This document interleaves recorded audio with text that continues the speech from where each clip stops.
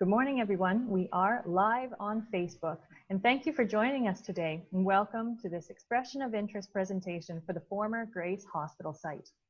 Just a little bit of housekeeping to get out of the way before I turn things over to Mayor Dilkens for his opening remarks. We are currently using the Zoom webinar format, and only those guests who are visible as panelists will be speaking. A reminder that participants must turn your own microphone and camera on and off using the Zoom buttons in the bottom left-hand corner of your screen. Panelists, please ensure that your camera is enabled for the entire session, but only turn your microphone on when speaking. For our media in attendance, we have a planned Q&A period after the update from the panelists. Please use the chat or raise hand function in the Zoom screen to request a question. Once the panelists have finished their presentation and discussion, I will call on you to ask your question and your microphone will be enabled at that time. Thank you everyone for your attendance and participation today, and thank you for your willingness to use this technology. I'll turn things over to Mayor Dilkens to start us off. Please go ahead, Your Worship. Well, thank you very much, Dana. Good morning, everyone. I am thrilled to confirm publicly today the results of the City of Windsor's Expression of Interest process related to the former Grace Hospital site, and we want to welcome Fairmount Development Corporation to the City of Windsor. In partnership with local firms Architectura and Oscar Construction, this innovative team will lead the next stage of redevelopment within the very heart of our city. Now, this EOI was first launched in early May of 2019, and it included detailed and voluminous details coming forward last summer and through the fall. When running a process like this, the city is able to gauge interest from construction firms, from developers and community builders to see what kind of proposals would come forward and how it might match up with council's vision for neighborhood renewal. And let me tell you, the process was robust. Multiple proponents came forward with a great deal of information regarding their history, their methodology, renderings, timelines, business plans, and marketing considerations. Council and administration were thrilled with the interest and very professional submissions from a diversity of teams. The Fairmount proposal stood out because it most clearly aligned with City Council's goals for the property. We are keen to increase density in the core without disrupting the existing residential neighborhood. We are determined to increase the commercial and service sector space while also ensuring an appropriate mix of community amenities and public spaces. And while we are thrilled to announce the next step of neighborhood revitalization, we recognize that the history and unique character of the surrounding streets can be preserved and improved even as we renew and build for the future. In a moment, I'm going to turn the floor over to the team led by Randy Ruttenberg, the principal at Fairmount Properties, but I just want to spend a quick moment emphasizing what the results for this EOI mean for the City of Windsor from a process perspective. The selection of Fairmount and our unveiling today does not mean that the site plan is carved in stone. In fact, today is just the next step of our community's journey. City Council unanimously agreed that Fairmount represented the strongest vision to transform the Grace site. Now, the next step of this process begins. Fairmount will consult with the community to determine the best mix of buildings and amenities, services and architectural features, and they will build off the framework they presented to Council. In a very real way, each resident and group that participates in the consultations ahead will help guide the process and have a hand in crafting the final blueprints. Additionally, from a strategic perspective, it is great news for Windsor that we were able to attract such a professional and dynamic firm which represents a new market entrant to our region. And this is a point I want to emphasize again. While the EOI process certainly required that each proponent submitted hundreds of pages of detailed information to the city, anyone in the business would confirm that when a company decides to expand their operations into a new market, they do their own research and due diligence. And while we were examining Fairmount, they, of course, in turn, were examining us. They were examining the economic conditions of Windsor-Essex to determine if we are a safe bet for their expansion plans. Their business case assessments confirmed what we already know, that Windsor is a fantastic place to live, to work, and to raise a family, and in this case, a fantastic place to invest. The property along University Avenue was the site of an iconic former hospital, which served our community for almost a century. And while that building closed to the public in 2004, it was demolished in 2013, its memory remains imprinted on many Windsorites. And with today's announcement, we begin a new chapter for that site and for our city. We've taken our time to select the best team to carry us forward for the next century. And let me be the first to officially welcome Fairmount to the City of Windsor and turn this virtual platform over to Randy Ruttenberg to walk us through the vision and presentation. Randy, thank you. Thank you so much. Good morning. I'm Randy Ruttenberg. I'm the founder of Fairmount Properties, a firm I began 22 years ago. And today we have 30 talented professionals who together help fuel our growth and success each and every day. We are a fully integrated real estate enterprise with all major skill sets under one roof. Fairmount's a relatively flat organization that prioritizes a highly collaborative, transparent team environment. We are never so bold to think that we know what's exactly right or perfect for any particular community. We listen more than we speak. We ask questions. We will embrace some ideas. However, we will not be bashful about challenging others. As you will quickly learn, our heart goes into every single endeavor, and we deeply care, both personally and professionally, about our work, the people involved, the process, and of course, the outcomes. 100% of our activities center around the development, ownership, management, and operation of mixed-use real estate projects. The majority of the 21 projects completed to date, in excess of $1.5 billion, have been complex, multifaceted, mixed-use development initiatives, which have required and benefited from a thoughtful collaboration with the community, key stakeholders, residents, the city, state, and regional government to create an ultimate product that we all will be proud of. Our most recent project, Pinecrest, won Best Mixed Use North American Project of the Year from ICSC, our governing organization. I want to take a moment to thank the mayor, his administration, and city council for the faith and trust they have placed in us to help execute this meaningful and very important initiative for their community and the region. I want to thank specifically Andrew, Dana, Christine, and other members from your administration, Mayor. Hopefully I've not missed anybody, for the help bringing our two teams together over the past few days to orchestrate this event. You have been consummate professionals and very helpful. Thank you. For any particular project, it is of course to underwrite the demographics of particular communities as well as the deal economics. As the mayor said, in our case, it's also critical for us to underwrite the city's leadership to understand the probability of being able to all get in the boat together to row toward the ultimate finish line. We understand this administration and council to care deeply about this initiatives and other initiatives like it, and are willing to go through the necessary process collaboratively and fairly to create an end product that's in the best long-term interest of their city. Additionally, I do want to acknowledge the other applicants who were involved in this process. I recognize that each of you have made lasting contributions to this community, and I hope to have the opportunity to meet each of you as we begin our work here. Finally, I want to thank the members of our teams from Architectura and Oscar Construction, both who you will hear from today. As we get involved with these types of initiatives, it is always our goal to create as much economic stimulus, construction, and permanent jobs as possible within the local market, as opposed to bringing folks in from our home market or elsewhere. Not only are these two firms highly skilled and understand the sub-trades in Windsor, very important to a project like this, but through our time together, I can tell they really have a great deal of pride, both for their craft and this community. And frankly, we would not be here today if Scott DeGraw had not introduced us to your great city. Scott? Hi, Scott. Please make sure that you unmute yourself and then begin. Thank you. Thank you, Randy. I am Scott DeGraw, born and raised in Windsor, and having 30 years experience in business leadership, I have a passion for a community that has so much to offer. I have been involved in many projects and new developments from the transportation side throughout North America.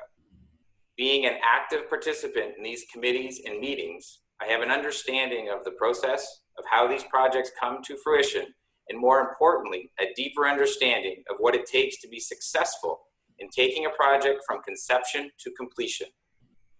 Through these contacts of projects past, I made a conscious effort to pursue and partner with the founder of Fairmount Properties, Randy Ruttenberg, as their vision and mission for property development and transforming communities strongly adheres to my own industry vision, both rooted in transparency, thoughtful collaboration, and community stewardship. Randy and I hit the ground running on both sides of the border through several meetings with key industry leaders, focus group sessions, tours of Fairmount's developments in the US, and tours of Windsor and our surrounding communities. Randy shares the same vision and passion for this community.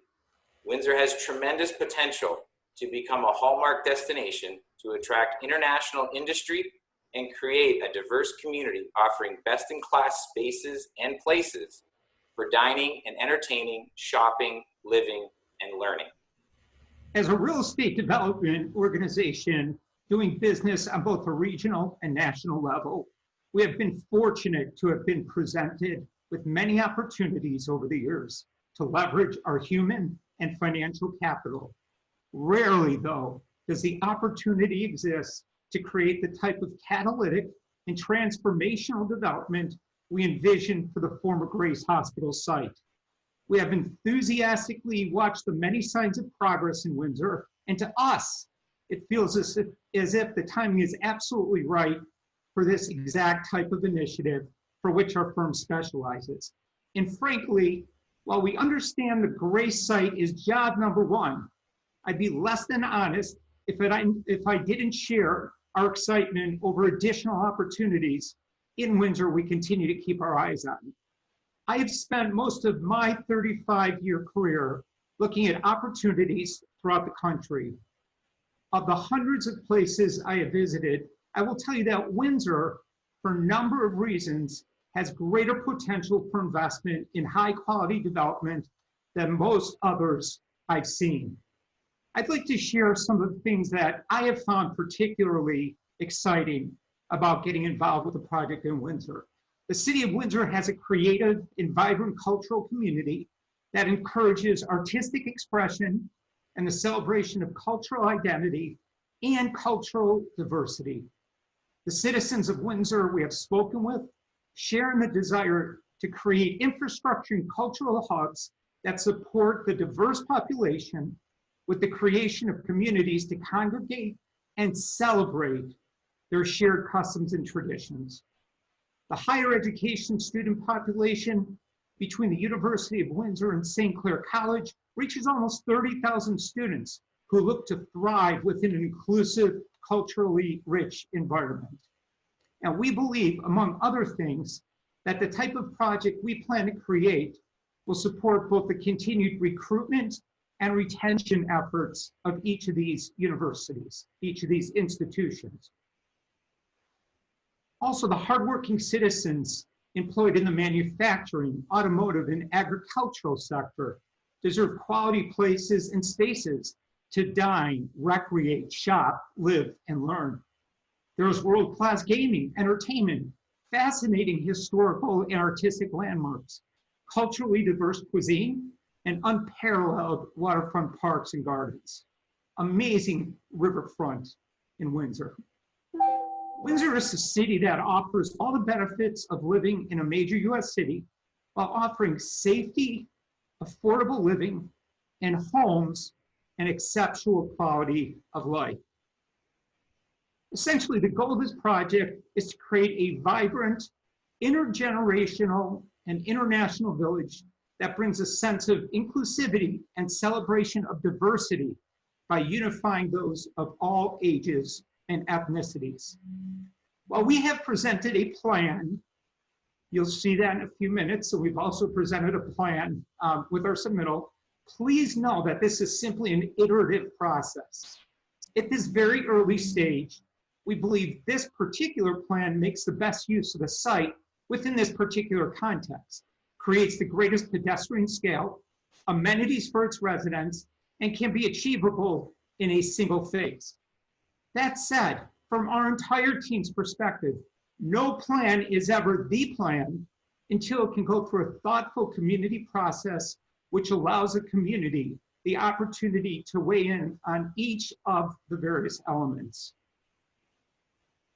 I'd like now to share a little bit about our visioning book and then turn it over to Dan to talk a bit more about the plan itself.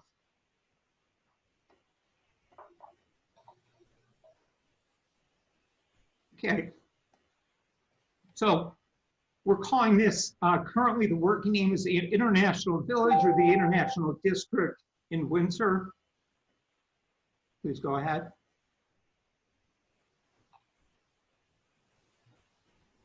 You'll see a lot of vision within this document relative to events, promotions, community gathering.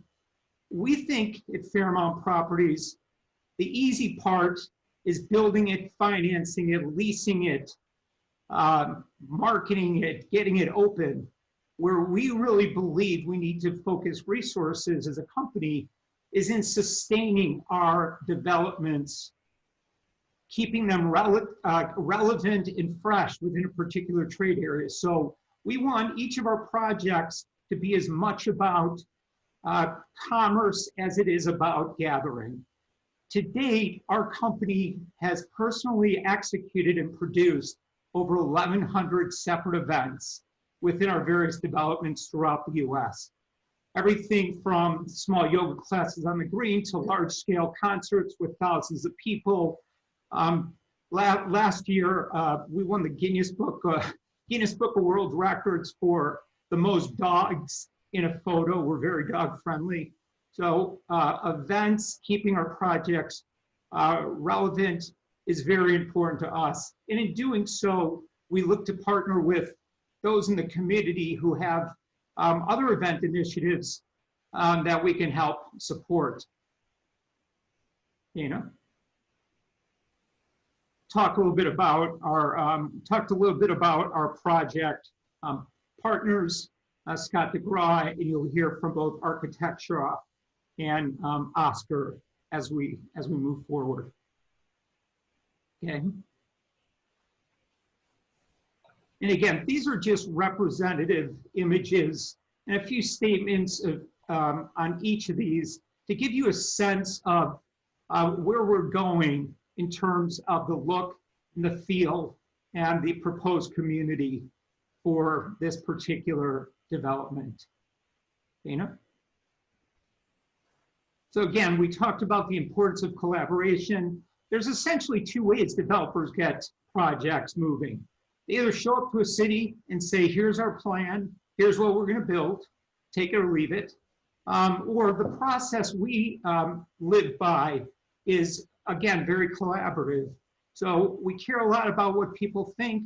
Again, we're not so bold to know what's perfect in your community.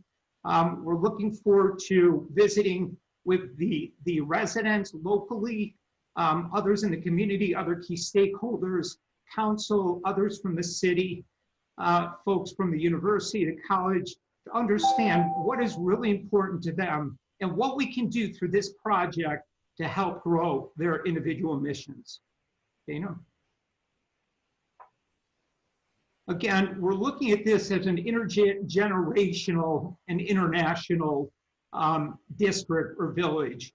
Doesn't mean you have to be international to live here, but what our understanding is from visiting with folks from each of the schools, members of many of the communities, there's a real need to provide safe housing for students, for faculty, for staff, for folks that live currently in the community that might have stairs that they're no longer interested in walking up.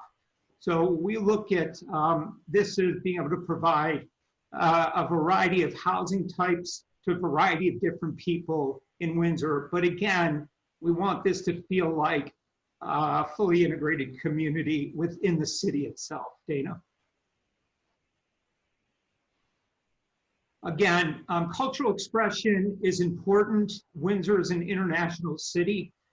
We very much want this to be a hub for cultural expression, whether that's through dancing or vocal concerts, celebrations that happen seasonally, farmers markets selling the wares and foods of particular cultures. So we want this, again, to be as much about commerce as it is about gathering. Dana. A few more pictures that kind of reflect our visioning. Dana. And again, we talked about the fact that this will have different types of spaces, spaces to rent, spaces to purchase, spaces that are loft style or a bit more high rise type living. We're not talking about 15 stories, but multiple stories, some garden style living, some loft type living, some micro units. We have well over 1,000 people sleeping each night in one of the residential rentals we've built, and we've built hundreds of homes, particularly for what we call the empty nester community. So we have a broad range of experience with different housing types, but again, look forward to learning more from the people in Windsor. Dana? Again, just a couple different views of some of the inspirational images for potential housing options. Dana? We've talked a little bit about the importance of community events, and that is something that a lot of these pictures you're seeing are actually from our projects. We do have ice arenas in our in various projects. Not to say that this will necessarily have an ice arena, but we do have a broad range of experience with different types of events and amenities that we're very excited to bring to this project. Dan, I'd like to turn it over to you to talk about the plan in generalities, and to the extent you want to dive into some specifics, please do. Okay, thanks, Randy. Good morning, everyone. So the plan that Dana's got up on the screen is essentially the aerial kind of concept plan of the entire site. As you can see, this is a view looking at it from the southwest orientation towards the riverfront. In the foreground, you have sort of the low density usage of residential housing, and in the northern quadrant, or the one that's kind of more pushed to university, has more of the higher kind of massing elements, or the higher elevations in terms of size. Can I get the next slide, Dana? So we feel that the master plan makes best use of the site within a specific context that creates the greatest pedestrian scale. One thing that we're really high on when we're looking at a site like this is that we have to really respect the local residential scale to make sure that we're not too imposing. And by simply utilizing simple massing that is in concert with its surrounding, it provides the necessary amenities and support and community focused for its residents. And it also provides, as you can see, sort of inner green spaces or inner courtyards that we've surrounded massing blocks or development blocks around. And that's purposeful. We understand that there's a community contingent here that we want to respect, and we want to make sure that we can have local residents be able to use the inner courtyards and the inner parkettes, for their use, as well as the development. There's in terms of the business case, as Randy mentioned, there's a multitude of uses such as retail, restaurants, dining, commercial space, and a variety of housing types that's comprised of low density housing and high-rise multi-use unit residential. As you can see by the variety of building blocks, we have defined a purpose. The reason being is that, apart from the low kind of density, or the low, we want to kind of, obviously could collaborate with the neighborhood, but also it's purposeful from the standpoint, and it's based on the intergenerational kind of vision that Randy spoke about, and possibly separating some of the housing components into different styles of housing. So in general, the building blocks contain residential, restaurant and retail and commercial use on the main floor. Can I get the next slide, Dina? So there's elements that, as you can see, that kind of have certain breakout elements on the main floor that will provide the business kind of support to it in terms of retail and commercial, and a sort of connection to the street. All the upper floors are intended to be mainly residential. There's also going to be a healthcare component on the site. There's currently ongoing discussions with a community-led primary healthcare provider, and there'll be more sort of information on that in the coming weeks. Again, being mindful of neighborhood scale, but having a definite street presence is our ultimate goal. We will use a master plan as a sort of a basis for design as we move along to the community input phase of the project.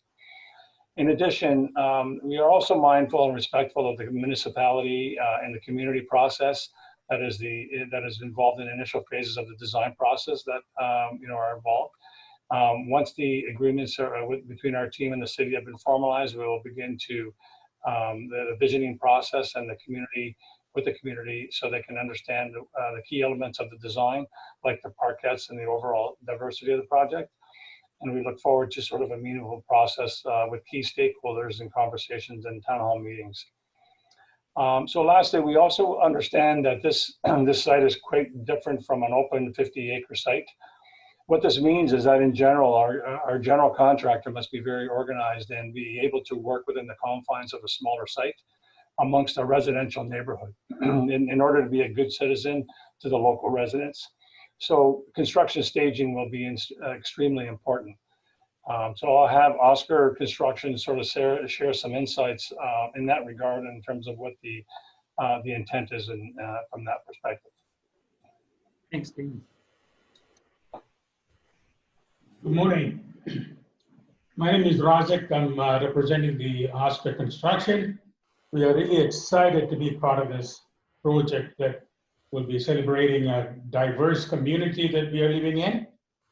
We have been in this community for the past 43 years, doing a variety of projects: industrial, commercial, institutional, residential, and health-related fields.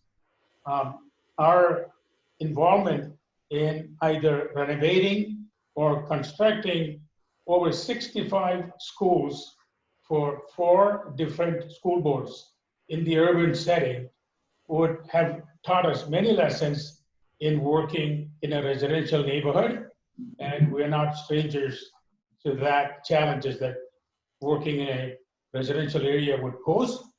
Over the last few years, there are a couple of significant projects that we have completed.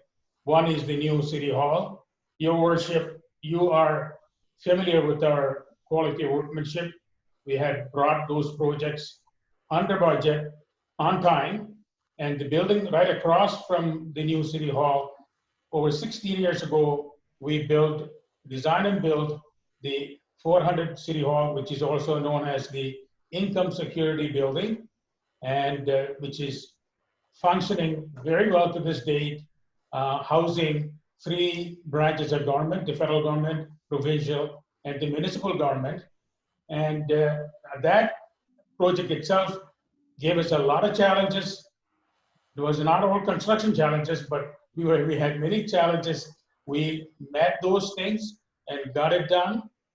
So we are very proud to be part of this community, and we are really excited to be part of this very exciting project. Again, like I said, celebrating the diversity of our community.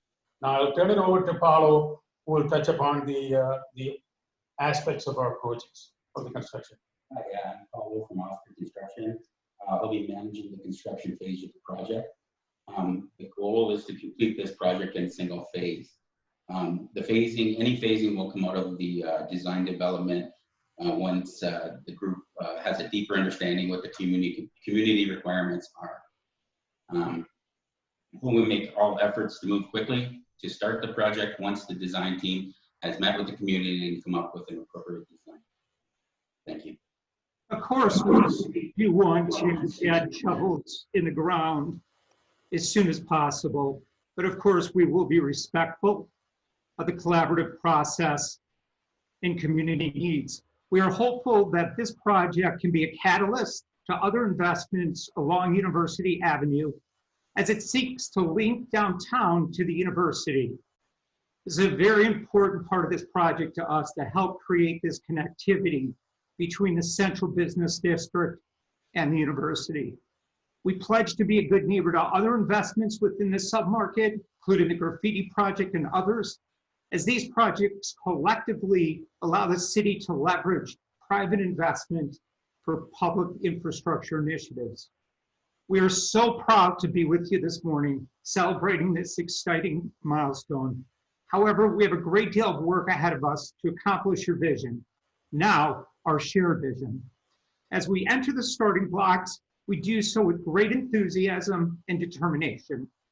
Determination to create, along with you, a project which provides connectivity along a very important corridor, brings new housing options to support recruitment and retention efforts for some of Windsor's largest employers, including businesses and their educational institutions, provides new retail amenities and community gathering spaces. But most importantly, when this project is completed, it will send a loud and clear message to the rest of the world that this great city is wide open for business and is well worth making investment in. Thank you so much for your time, and thank you again for welcoming us into your community. I just want to mention quickly, before we turn it back over to Dana for questions, we have an inbox that takes all incoming questions on projects. It's info@fairmountproperties.com, info@fairmountproperties.com, and then our marketing team sends it to the right person. So if there's questions that come up after this presentation, after our time today, if you're interested in opening a business or you're interested in finding out about living opportunities here, please feel free to reach out to us through info@fairmountproperties.com. Dana, back to you. Thank you.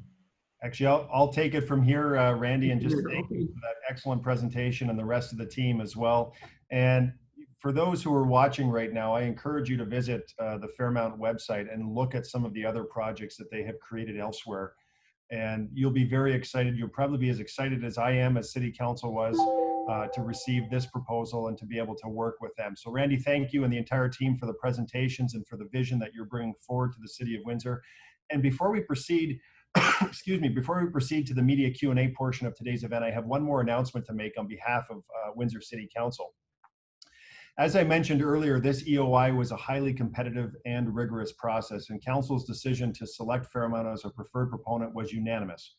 But we also received a very compelling bid from Hotel Dieu Grace Healthcare and their partners, Amical Properties. And as a result, City Council asked administration to work with Hotel Dieu to determine if their proposal could fit into any other municipally owned lands elsewhere in the City of Windsor. So the bilateral discussions are only just beginning in earnest this week, and any final site selection will need to return to City Council for approval.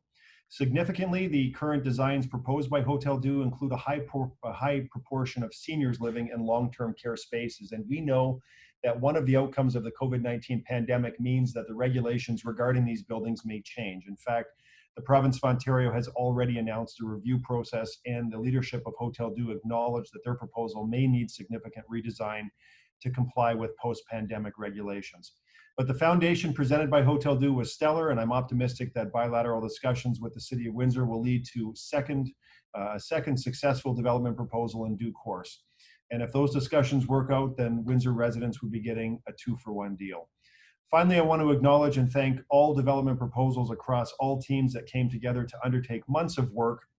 This was not an easy process for any of the proponents, and they submitted hundreds of pages of detailed information to support the city's EOI process, and I thank them for coming forward and giving us some great ideas to consider for this wonderful piece of property. So Randy, again, thank you to you and your team. And with that, I will turn it over to Dana for our media Q&A. Dana?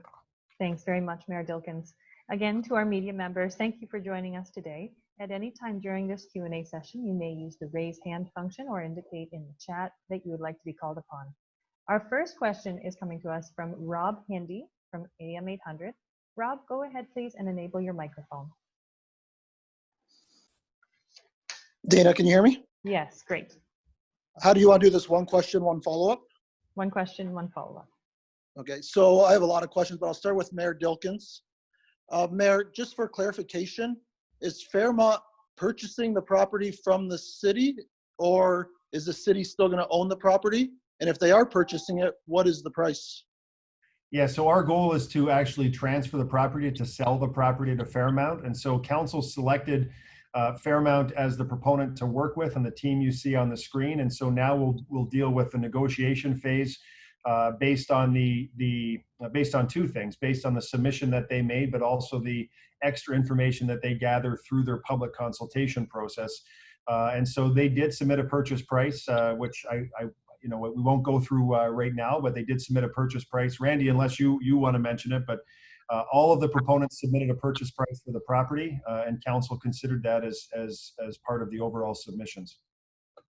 And my follow-up to the mayor, but I also have questions for Randy after. Mayor, if I'm not mistaken, I'm just looking here at Fairmount's website, and they're based in Ohio. Do you feel you'll be receiving any backlash for not going with a Canadian company, even though the subcontractors are Canadian companies? Listen, what we wanted, I mean, part of your question, respectfully, Rob, you just answered. If you look at Oscar Construction and the work they've done in the city of Windsor and across Ontario, they are the real deal. I'm sitting in one of their buildings that they constructed right now and did a fine job. And I look at Dan Amicone of Architectura. Oh, sorry, that was a mouthful, Dan. Excellent firm, local firm. Scott, of course, is local.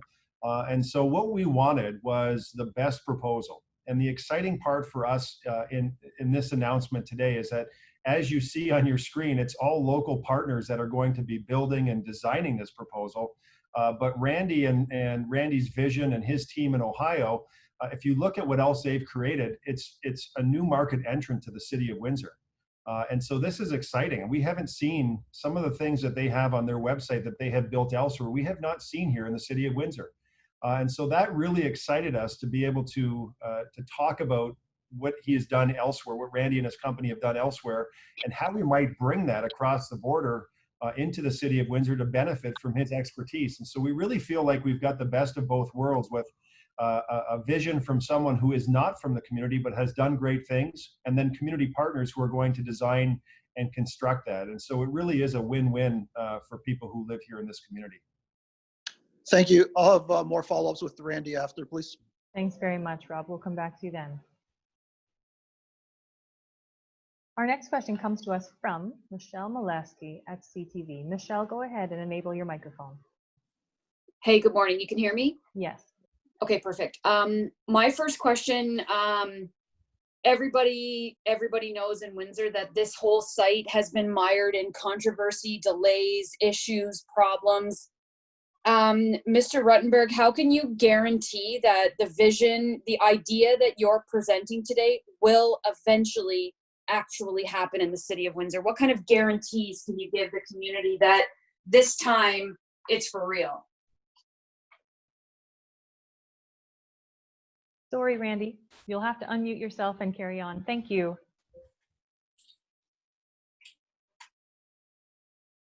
Not quite yet. Now try. Can you hear me? Yes, sir. Okay. We are first of all, very proud to have the opportunity to work on what we see as an amazing chance to create something transformational for Windsor. I'm not fully aware of the history of this project, but I can tell you that we don't start many things and get to a point of being selected where we don't actually execute. Human capital and our financial capital is very important to us, and we are fortunate that we get to look at a lot of things And we're looking at this, we've looked at this very carefully and decided to pursue it at the exclusion of many other opportunities. So we're fiercely focused on executing this vision. Michelle, I'm not sure if it's going to look exactly like the plan that you saw this morning, which is why we're trying to be somewhat general with the planning process to date, but we very much expect to execute a plan that looks pretty similar to what we're proposing. So my follow-up would be, do you want to divulge the number? The number of what units? No, how much money you're planning to invest? There was a base number. I can't recall what it was, but the goal is to understand what the density will ultimately be, and potentially that number may be able to grow. So we're looking forward to entering into discussions with the city and council about the overall project, and we'll ultimately, we believe, get to a number where everybody will feel happy. Thank you, Randy. Thank you for your question, Michelle. Our next question comes from Adele Loisel at Blackburn News. Adele, please go ahead and enable your microphone. Can you hear me okay? Yes. Oh, it looks like you can. Excellent. All right. So I wanted to ask, first of all, about some timelines in regards to this. And I'm not sure whether this is a question for Randy or whether it's for Drew.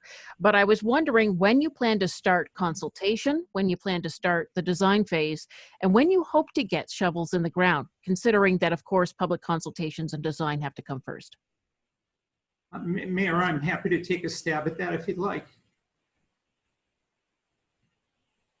Go ahead, Randy. Thank you. So the early process here will include basically two major steps. One is the negotiation of a development agreement and other governing documents with the city. And the other, as we talked about, is this important visioning process. We as a team believe that this visioning process, this community process, should not be any longer than 2 months, some of which could happen concurrently with the discussions with the city. Once we have a plan that we're comfortable with, both economically, physically, then Dan and his team begin to, we go through a process with Oscar and Architectura to design the project, price the project. Traditionally, plans like this could take 4 to 6 months. Our goal is to get in the ground as quickly as possible. Obviously, this is a different world than it was when we first got involved in that. In this, we don't believe that there will be major holdups from that, but perhaps in the way some of the design, original design work was done, that may change a bit. So we would love to be in the ground, certainly within the year. Excellent. Okay. And the other question I had was, how many units do you envision being in this project, and will any of them be considered affordable housing units? So we have, thank you for your question. So we have met with folks from the real estate community, predominantly on the for sale side. Again, we've met with both St. Clair and the university to understand some of their needs, as well as others to understand kind of the market needs of the community. Affordable housing is something that we do care a lot about, particularly in some of the new projects we're working on. So we look forward to understanding better from the community what the needs are and addressing them. I'm going to plug in my computer because it says I'm running out of juice. All set, Randy? See. Should be good. I should be good. Thank you very much. Shall we move on to the next question? Thank you again, Adele. Our next question comes from the Windsor Star, Dalson Chen. Dalson, please go ahead and enable your microphone. Hi, I'm sorry, I may have missed this. What was the monetary figure associated with the transfer of the property to Fairmount Properties? It has not been disclosed as of yet. Are there plans to disclose that figure? I think We absolutely will. We will, and it would be public anyway, but once we have the contract signed, then that would be the appropriate time. But it is a, council is aware of it, council approved it, and we believe based on the proposal submitted that it was a fair and reasonable amount for the property. Mr. Rutenberg, you mentioned that you hope to have shovels in the ground within the year. Any kind of further timeline to completion? not as of this moment. Could you ballpark it? Typically, a project of this size, how long it would take? Could take as much as 18 months. 18 months to 2 years. Again, we're looking to build something in a single phase. It will be built in a way that is accommodating to the surrounding neighborhood, is staged in a way that will have the least amount of disruption, and that ultimately produces the best long-term project. But we do look forward to sharing those numbers with you as we progress in this process. Thank you, Dalton. Forgive me. Thank you, Dalton. One final follow-up question comes to us again from Rob Hindi at AIM 800. Rob, go ahead and enable your microphone. My questions to Randy were answered, but maybe this is for Scott. Scott, like the mayor said, and like you said, you are originally from Windsor. When you heard about this process, what attracted you to the site and to mention it to Randy and his team? Thank you for your question. As I had mentioned, I've been involved in other projects on the transportation side of it, and a lot of it had to do with housing and moving of people and creating communities. Through that, in knowing of Randy through US contacts, I was able to meet with Randy, see what he had developed in Cleveland. Cleveland is a very similar city to Windsor. It's has waterfront, and Randy has done large projects on their waterfront. So once he came to Windsor and we literally walked the streets, and he fell just in love. And in turn from there, this site was on the city's radar for an EOI, along with some other sites as well. And Randy just looked at that site, looked at the relationship to downtown where we have the university and St. Clair College with campuses, and also having the university at the west end of the University Avenue, and what the mayor's vision was for the corridor of university, and what else is going on, the beacon, graffiti, other things that are starting to happen there in a community that has been let down on a couple of things with respect to hospital and healthcare and things like that. So once Randy had understood all of those things and taken it to his team, in turn, he just knew it was the right starting point for him to come to Canada. He had made the comment many times, if he was going to make the move to Canada, it was going to be about something that was going to be instrumental, but also monumental for his company, as well as of Windsor itself. And that's why Randy is really much just involved in this local team and keeping all the resources here locally in Windsor, because this is what the community deserves.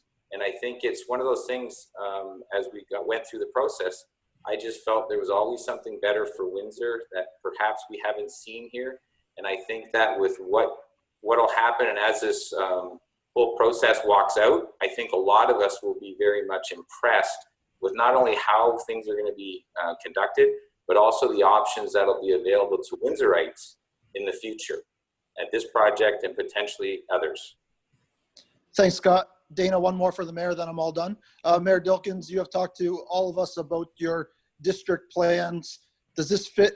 This sounds like it fits perfectly within your district plans.